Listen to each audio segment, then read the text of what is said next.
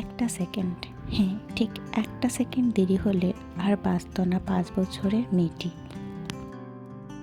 আর যে মানুষটি তাকে বাঁচালো সে কে? কেনই বা নিজের জীবন বাজি রেখে লাফ দিয়েছিল ওই রেল লাইনে? এই সত্যি ঘটনাটা আজও কোটি মানুষকে নাড়িয়ে দেয়। 22 ফেব্রুয়ারি 2020, স্থান ভারতের মুম্বাইয়ের এক ব্যস্ত রেল স্টেশন। স্টেশনে ছিল উপচে পড়া ভিড়ে ঠাসা, মানুষ দৌড়াচ্ছে, ট্রেন আসছে যাচ্ছে, ঘোষণার শব্দে কান বধির হয়ে যাচ্ছিল। ঠিক তখনই ভিড়ের ভেতর দিয়ে একটা ছোট্ট মেয়ে, মাত্র 5 বছর বয়স, হাত ফসকে পড়ে গেল প্ল্যাটফর্মের ধারের দিকে। হঠাৎই পা পিছলে সরাসরি রেল লাইনে। আর মাত্র কয়েক সেকেন্ডের মধ্যে দ্রুতগতির লোকাল ট্রেন ঢুকে পড়বে স্টেশনে। মানুষ শুধু চিৎকার করছিল, বাঁচাও বাঁচাও, কিন্তু কেউ ঝুঁকি নিতে পারছিল না। ঠিক তখনই ছুটে এলেন এক যুবক, নাম ময়ূর শেলকে, ভারতীয় রেলওয়ের সিগন্যালম্যান।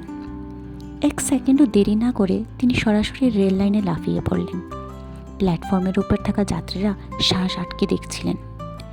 একদিকে আসছে দ্রুতগামী ট্রেন, অন্যদিকে রেল লাইনের ছোট্ট একটি প্রাণ। ময়ূর মেয়েটাকে জোরে ঠেলে প্ল্যাটফর্মের দিকে উঠিয়ে দিলেন, নিজেও শেষে উঠে এলেন। ট্রেনটা তাদের পাশ ঘেঁষে শব্দ করে বেরিয়ে গেল।